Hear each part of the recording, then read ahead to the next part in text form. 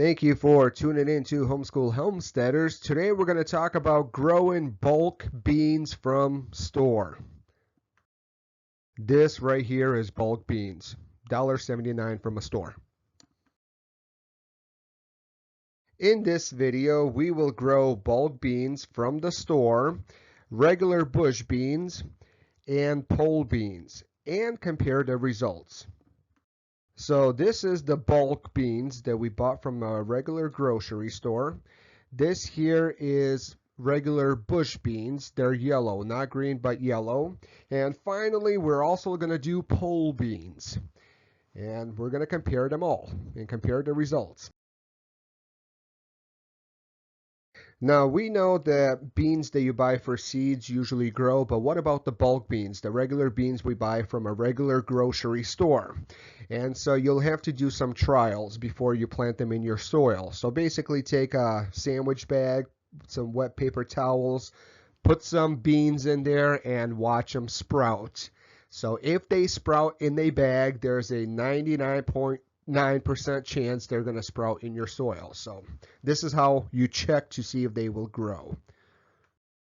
Beans pretty much grow everywhere, and I live in the state of Minnesota in zones 4 or 3, and pretty much you have to start growing them maybe Memorial Day weekend. This is why they get 1 out of 10. Extremely easy plants, probably the easiest plants to grow.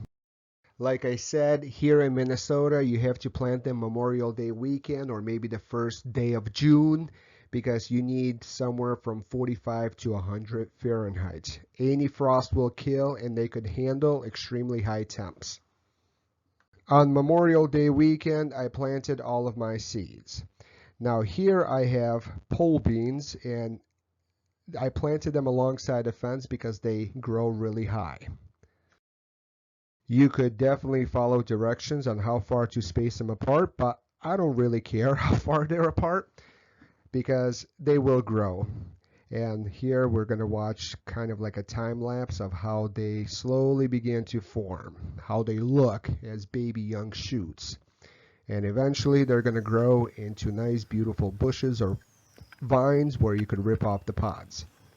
Now keep in mind that this time lapse I am showing you all different kinds of bean plants because they all look alike. It doesn't matter bush, pole.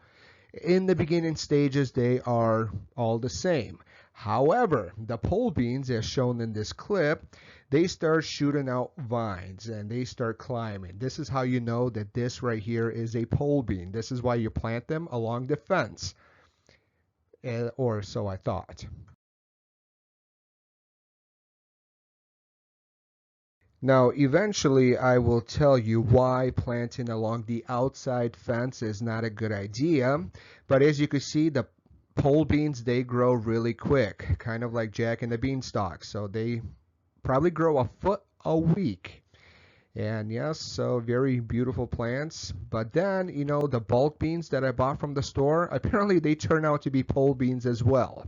So unfortunately, I did not plant them on the fence, but here on the ground. So by July 11th, this here is the big bag of beans that I bought from the store, and they're slowly beginning to take on fruit. And yeah, you know, they're green. They do look good. But right here, this is the yellow bush beans that I bought from the seeds. So the only difference is these will be yellow. This seed packet, I don't know how much it cost, and there's only 70 seeds, and the big bag from the store probably had 1,000 seeds. This here is the fancy beans, the yellow bush beans I bought from the store, and what I want you to see is how densely I pack them. I never pay attention to the spacing, maybe like 3-4 inches, 5 inches max, but you could still get a good harvest, despite the fact that you don't follow the rules on spacing. By late July, you're obviously going to have a good harvest. This is the yellow bush beans. And here is a simple trick on how you pick your beans. You never pick individually. You rip the whole plant with the roots right out of the ground, and then you just pluck off the beans. And the green stuff, you could go into your compost. You could do green manure. We do have a video for that. Or give the plants to your chickens. But every day you come and you're going to get a good harvest, such as this video shows.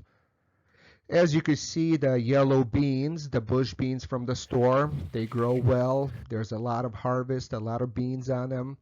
The seeds from the store, the big bag that I bought, yes, they grow well too, and the harvest is not as plentiful as the store ones. So you'll probably get like twice as less beans than regular seeds that you buy from a catalog.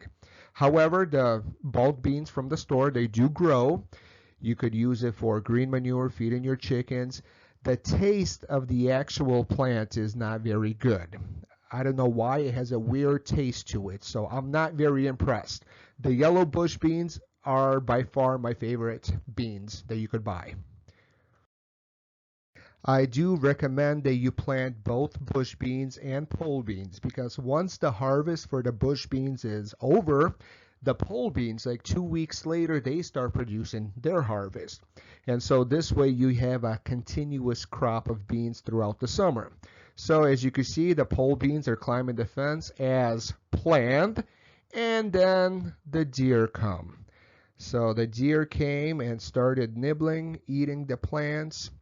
And unfortunately, they did leave some, so maybe I could still have a crop, but I highly doubt it. This is why we do not plant along the outside fence. Here I'm coming from the outside, and this is how the deer came to my garden and started nibbling away on the plants.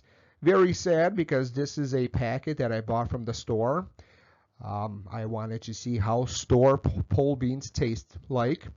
And unfortunately, the deer got to it before I did. However, they did leave some, and maybe I could still have a harvest, but most of the leaves are gone.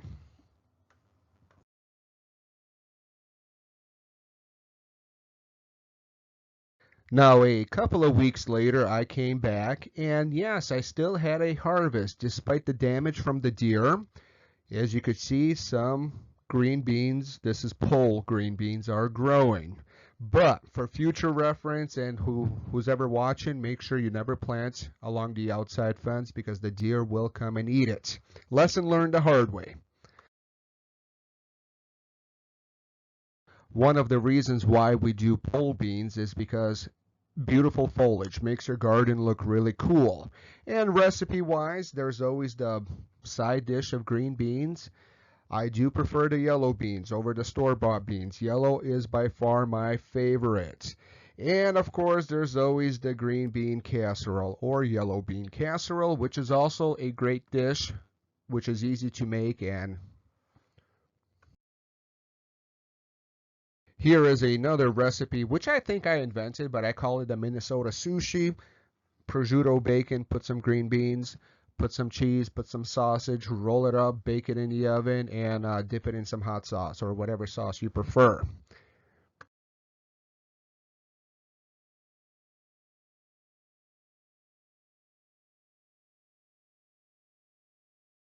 Now, if you do not want to eat green beans, but you actually want to eat the bean seeds, what you do is you dry it out in the sun, or let them just dry out till they turn yellow. Here I'm only going to do a few pods at a time, but basically what you do is you crack them open them up somehow. You could use these seeds to plant next year, or you cook them like you would cook your regular beans. I hardly ever do this with my beans. I prefer green beans. I'm not a big fan of the actual beans, but you know, survival food, you might want to learn how to save seeds and cook the actual beans inside the pods. So this is a good skill to practice. At least do it once. And like I said, beans are very easy to grow. Do plant them, plant all different kinds, see which ones you like the best, and I will continue experimenting with store-bought, those big bulk from the store, and see which ones do taste the best. But right now, by far, yellow bush beans is my favorite.